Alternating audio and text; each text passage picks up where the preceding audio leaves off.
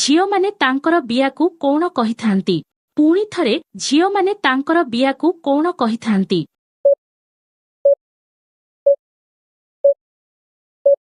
ଉତ୍ତର ଝିଅମାନେ ତାଙ୍କ ବିୟାକୁ ମିନି କହିଥାନ୍ତି। ପରବର୍ତ୍ତୀ ପ୍ରଶ୍ନ ମହିଳାମାନେ ପୁଅମାନଙ୍କ ବାଣ୍ଡକୁ କଣ କହିଥାନ୍ତି?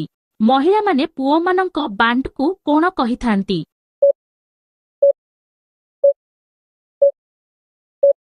ଉତ୍ତର ମହିଳାମାନେ ବାଣ୍ଡକୁ ସୁନା କହିଥାନ୍ତି। ପରବର୍ତ୍ତୀ ପ୍ରଶ୍ନ କାର୍ଯ୍ୟକ୍ରମ ଚାଲିଥିବା ବେଳେ ଝିଅ କାହିଁକି ଆଖି ବୁଜି ଦେଇଥାଏ? କାର୍ଯ୍ୟକ୍ରମ ଚାଲିଥିବା ବେଳେ ଝିଅ କାହିଁକି ଆଖି ବୁଜି ଦେଇଥାଏ?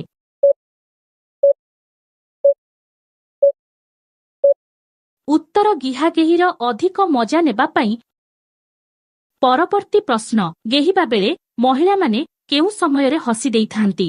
ପୁଣି ଥରେ ଗେହିବା ବେଳେ ମହିଳାମାନେ କେଉଁ ସମୟରେ ହସି ଦେଇଥାନ୍ତି?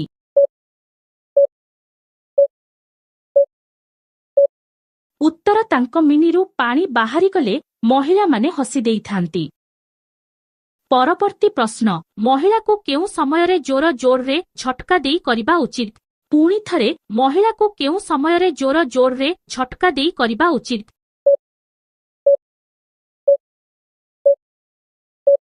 ଉତ୍ତର କାର୍ଯ୍ୟକ୍ରମର ଶେଷ ସମୟରେ। ପରବର୍ତ୍ତୀ ପ୍ରଶ୍ନ କିପରି କରିଲେ ଅଧିକ ସମୟ ପର୍ଯ୍ୟନ୍ତ ଗିହାଗେହି କରିହେବ? କିପରି କରିଲେ ଅଧିକ ସମୟ ପର୍ଯ୍ୟନ୍ତ ଗିହାଗେହି କରିହେବ?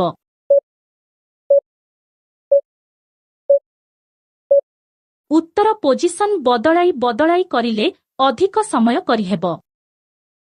ପରବର୍ତ୍ତୀ ପ୍ରଶ୍ନ କାର୍ଯ୍ୟକ୍ରମ ଆରମ୍ଭ ପୂର୍ବରୁ ମହିଳାର ଶରୀର ଗରମ କାହିଁକି ହୋଇଥାଏ?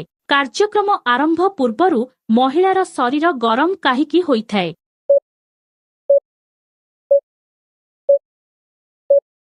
ଉତ୍ତର ଉତ୍ତେଜିତ ଥିବା କାରଣରୁ ଶରୀର ଗରମ ହୋଇଥାଏ।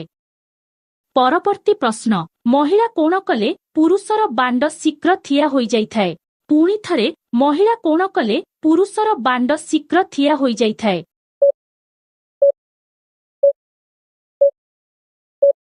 ଉତ୍ତର ମହିଳା ପାଟିରେ ନେଇ ଚୁଷିଲେ ବାଣ୍ଡ ଶୀଘ୍ର ଠିଆ ହୋଇଯାଇଥାଏ।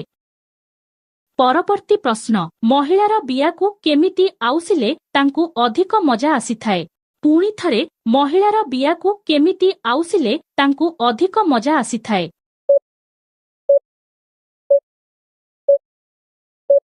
ଉତ୍ତର ଆଙ୍ଗୁଳିରେ ଧୀରେ ଧୀରେ ଆଉସିଲେ ଅଧିକ ମଜା ଆସିଥାଏ। ପରବର୍ତ୍ତୀ ପ୍ରଶ୍ନ କେତେ ସାଇଜର ବାଣ୍ଡ ମିନି ଭିତରେ ପୁରା ଫିଟ୍ ହୋଇଯାଏ? କେତେ ସାଇଜର ବାଣ୍ଡ ମିନି ଭିତରେ ପୁରା ଫିଟ୍ ହୋଇଯାଏ?